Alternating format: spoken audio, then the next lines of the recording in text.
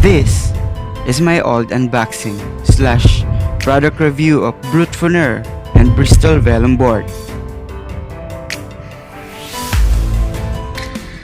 RBGC, you're back. Like mo na sakto, nandito ka na. And this is my new product review and unboxing. Pero hindi po ito sponsor. Kapal na mukha mo! Naimbag na bigat, Artbeat family. Kakarating lang ng product order natin galing pa sa bansang tinatawag na The Land of the Red Dragon, China. Wow! Ayan, sprayan lang natin ng konti para iwas COVID-19. Ano po? May virus baga yung ano na tawag doon?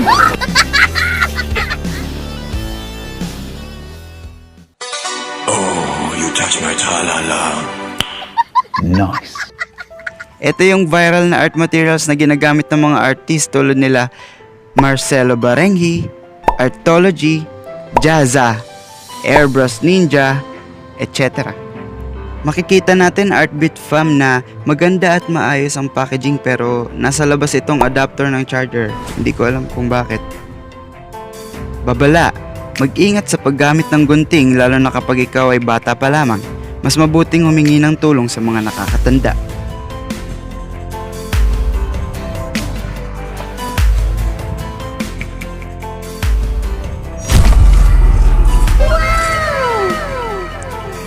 Makapal ang kahon at meron pang foam protection. Meron ding binigay na manual si seller kung paano natin i-assemble at gagamitin itong airbrush na binili natin. Pagkabukas pa lang natin, makikita na nating well organized at sobrang linis ng item na dumating. Nakalagay pa ang kanyang brand which is the Double K Moon. Sana gumagana itong binili natin sa online. Ayan, merong rubberized stand itong mini airbrush compressor niya. Meron din siyang model number at complete specs. Merong switch and barometric adjustment. Yan yung i-adjust natin mamaya.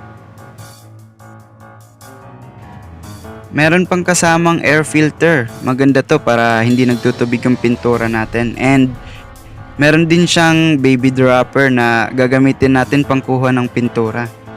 At meron ding maliit na nozzle spanner, pantanggal natin ang nozzle tip niya kapag may bumara o marumi na at lilinisin natin. Ito naman yung connecting hose. Ito yung magdadala ng hangin papunta sa puso mo. Anong magagawa? Laging natutulala, biglang malapit ka. Ay, sa airbrush pen pala. Yan naman yung airbrush pin connector. Pang-connect natin yan sa filter or pwede ring direkta sa airbrush. Ito yung airbrush natin which is the K-Moon airbrush. Ang ganda, di ba? Parang ikaw. Okay. Nakaka-excite tuloy mag-drawing. And then meron siyang charger. At itong maliit na puti ay ang airbrush pen holder natin. Konting silip lang sa itsura nila ng malapitan.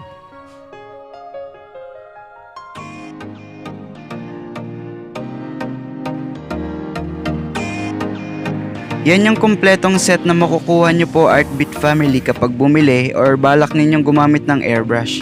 Nabili ko lang po yan sa halagang 1,759. Oh, tama na yan. Saka na natin nabaan kapag sponsor na. Ituturo natin ngayon kung paano i-assemble to. Kahit na beginner pa lang tayo, madali naman po siyang i-assemble dahil sobrang dali intindihin ng manual niya.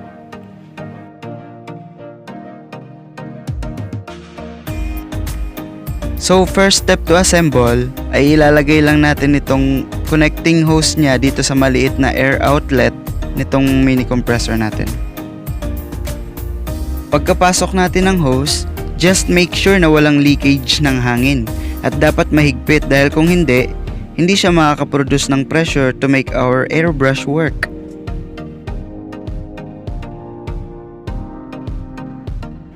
Ngayong okay na siya, sunod naman natin itong airbrush pen. ilagay lang natin itong air filter niya dito sa ilalim niya. Clockwise lang po ang pag-ikot.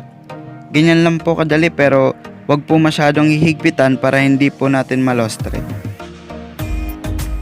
Next step is ilalagay lang natin itong hose sa ilalim ng air filter. Tulad ng nasa taas niya, clockwise lang din ang pag-ikot para mahigpitan natin. Kailangan lang natin higpitan, yung hindi na siya gumagalaw. Ayan, parang ganyan. Okay na, hindi na siya gumagalaw. Siya nga pala, Artbeat family, meron siyang maliit na pin dito. Ayan. I-press or pindutin nyo lang po siya kapag hindi na bumubuga para bumuga uli ng hangin. Nabubuksan tong lid o takip ng airbrush natin. Ayan, parang takip ng pitchel pero maliit lang. Makikita natin na malinis, maganda, maayos at makintab. Ibabalik lang natin yung takip. Tapos tanggalin lang natin yung extra protection ng needle cap and nozzle niya. Silicone base yung ginamit na takip nito. Ito naman yung needle cap, nozzle cap, and sa loob niyan yung nozzle niya. And itetest natin ito kung gumagana ba talaga siya o hindi. Ngayon, itabi muna natin yan dyan. Tapos ito yung holder ng airbrush. At ilalagay lang natin ito dito sa gilid ng mini compressor. Ilalagay natin yan ng ganito. At ipupush lang natin. Ayun. Kapag narinig nyo na po yun, okay na siya.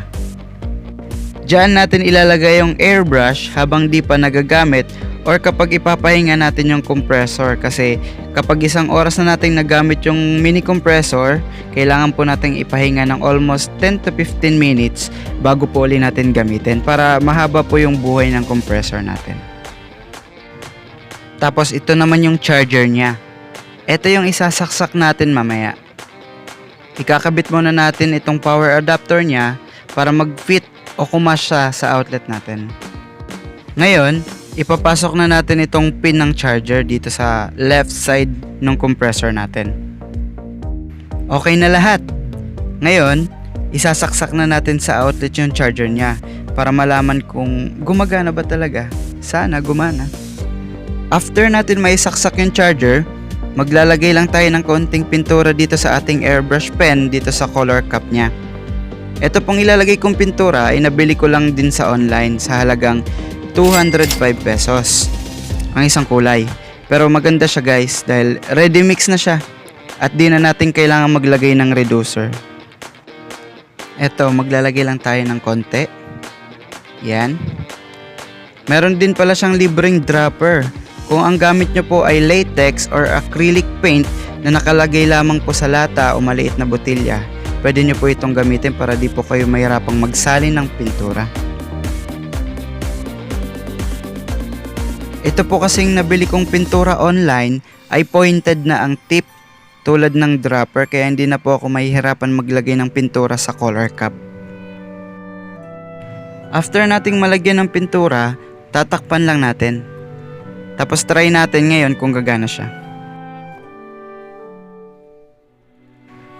Open lang natin yung switch.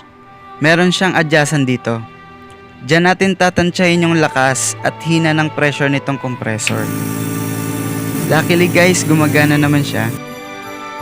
Kukuha lang ako ng malinis na papel. Eto na. Puti ang gagamitin natin para mas maayos nating makita yung resulta.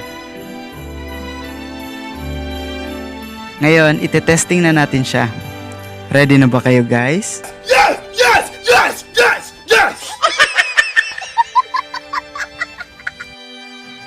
Consistent yung buga niya guys. Maganda to kapag magdodrawing ka, makokontrol mo talaga.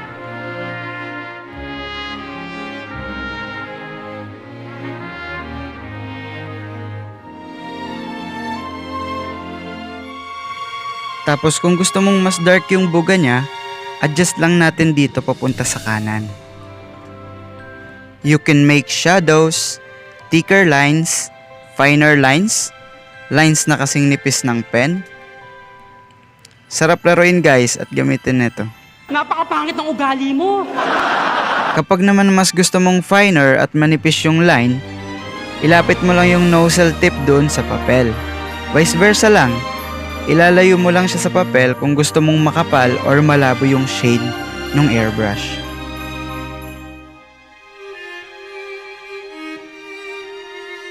Ngayon guys, ituturo ko naman kung paano linisin itong airbrush natin. So first step Artbeat family is to plug off the charger. After nyan, tanggalin lang natin yung hose. Counterclockwise naman ang pag-ikot. Tapos itabi lang natin dyan. Next is to remove the air filter. Then pwede na po nating buksan yung lid ng airbrush pen para matanggal po natin yung pintura. Pero napansin nyo rin po ba Artbeat family na marami po tayong ibinugong pintura kanina pero marami pa rin pong natirang pintura dito sa color cup natin. Ibig sabihin lang po nun na matipid talaga ang airbrush sa pintura. Okay. Ngayon ilalagay lang natin yung natirang pintura sa isang maliit na container.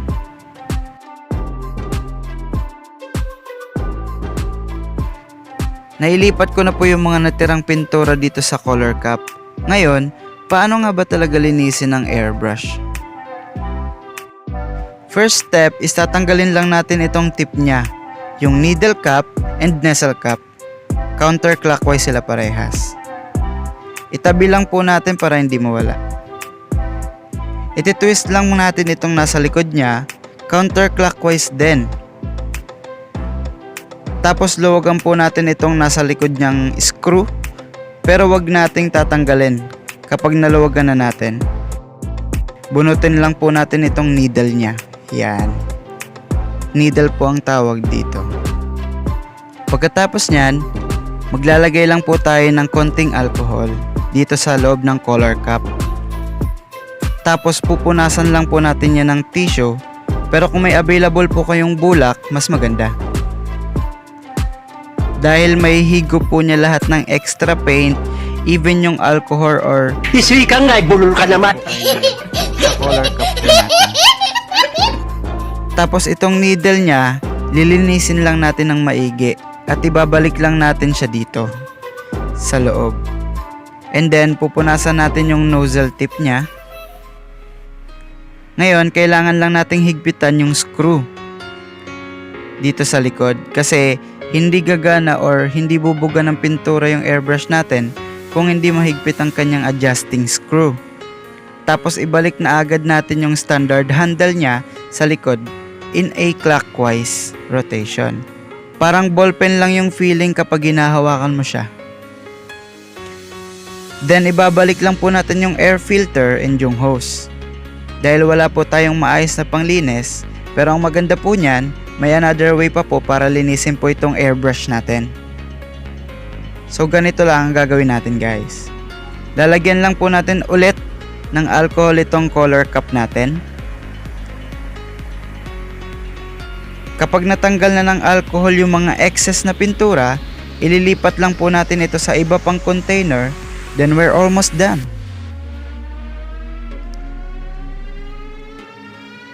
Konting punas-punas lang and we're done.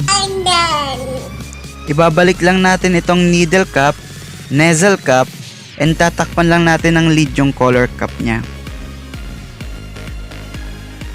If may mga questions and suggestions kayo guys about sa product review ito, don't hesitate to comment down below.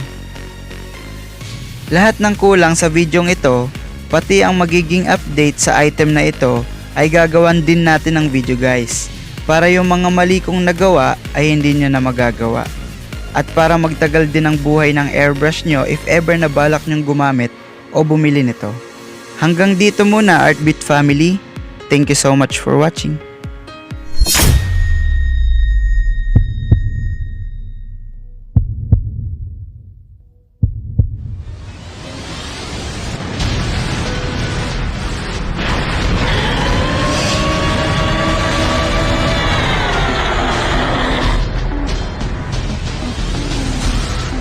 Naghintay ka ba? Wala na! It's a prank! Charan!